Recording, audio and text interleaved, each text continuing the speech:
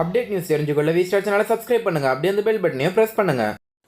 Hello viewers, தமிழகம் மற்றும் புதுச்சேரியில் அடுத்த 2 நாட்களுக்கு ஓரிரு இடங்களில் இடியுடன் கூடிய மழை பெய்ய வாய்ப்புள்ளதாக சென்னை வானிலை ஆய்வு மையம் தகவல் தெரிவித்துள்ளது.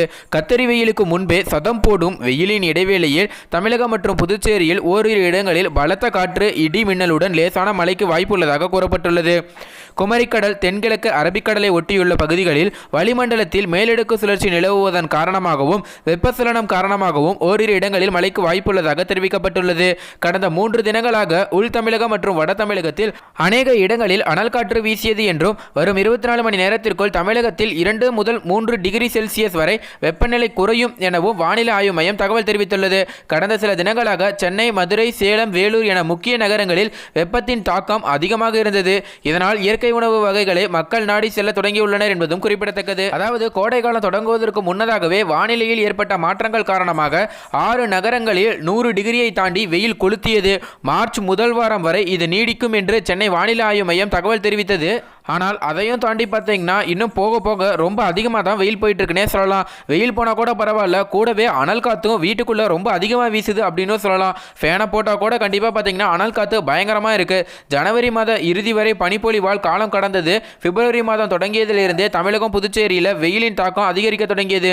இயல்பு வெப்பமான 89.6 டிகிரி என்று கடந்த வாரம் வெயில் நிலவியது. இருப்பினும் இரவில் குளிரும் நீடித்தது. இந்நிலையில் நாட்டின் வடபகுதியில் நிலவும் வளிமண்டல காற்று சுழற்சி காரணமாக ஈரப்பதம் உறிஞ்சப்படும் நிலை ஏற்பட்டுள்ளது. இதன் காரணமாக நாட்டின் தென்பகுதியில் உள்ள பெரும்பாலான மாநிலங்களில் 100 டிகிரியை தொட்டுள்ளது. குறிப்பாக ஆந்திர கடலோர பகுதி, தெலுங்கானா, ராயலசீமா ஆகிய பகுதிகளில் இயல்பு நிலையை விட 2 முதல் 4 டிகிரி செல்சியஸ் வரையும், தமிழகத்தின் உள் மாவட்டங்கள், கேரளா, கர்நாடகா ஆகிய பகுதிகளில் இயல்பை விட 2 முதல் 3 டிகிரி செல்சியஸ் வரையும் வெயில் அதிகரித்துள்ளது. பொதுவாக தமிழகம், புதுச்சேரியில் நேற்று 2 முதல் 3 செல்சியஸ் வரை வெயில் அதிகரித்துள்ளதாக கணிக்கப்பட்டுள்ளது. இதன் காரணமாக அனந்தபூர், கடப்பா, கர்னூல், திருப்பதி ஆகிய 4 இடங்களில் 104 டிகிரி வரை வெயில் கொளுத்த தொடங்கியுள்ளது. தமிழகத்தில் சேலம், வேலூர், திருத்தணி, நாமக்கல், தருமபுரி, கிருஷ்ணகிரி ஆகிய இடங்களில் 100 டிகிரியை தொட்டுள்ளது. சென்னையில் 95 முதல் 98 டிகிரி வரை வெயில் அதிகரித்துள்ளது.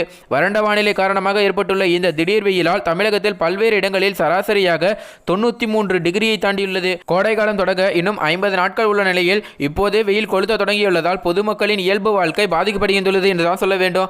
யோசிச்சு பாருங்க, இப்பவே இப்படி வெயில்னா கோடை காலத்தில் இன்னும் எப்படிலாம் வெயில் இருக்கும் அப்படிங்கிற மாதிரி மக்கள்லாம் நினைச்சு பயந்துருக்காங்கன்னே சொல்லலாம். இந்த நிலையில தான் தற்போது பார்த்தீங்கன்னா ஓரிரு இடங்களில் லேசான மழை பெஞ்சதுனால மக்கள் லைட்டாக மகிழ்ச்சி அடைஞ்சிருக்காங்கன்னு சொல்லலாம். இருந்தாலும் ஒரு சில இடங்களில் இது போல லேசான மழை பெஞ்சு காணலை அதிகப்படுத்திருக்கு அப்படின்னு சொல்லலாம். மேலும் இந்த தகவல் தான் தற்போது சமூக வலைத்தளங்களில் ரொம்ப வைரலாக பரவுது. மேலும் இந்த தகவல் குறித்து உங்களோட கருத்து என்ன அப்படிங்கிறத கீழே கமெண்ட்ல பதிவு பண்ணுங்க. மேலும் இந்த தகவல் உங்களுக்கு பிடிச்சிருந்துச்சுன்னா மறக்காம லைக் பண்ணி ஷேர் பண்ணுங்க. இதே போல பல தகவலை தெரிஞ்சுக்கொள்ள நம்ம சேனலை உடனடியாக சப்ஸ்கிரைப் பண்ணுங்க. தேங்க்யூ.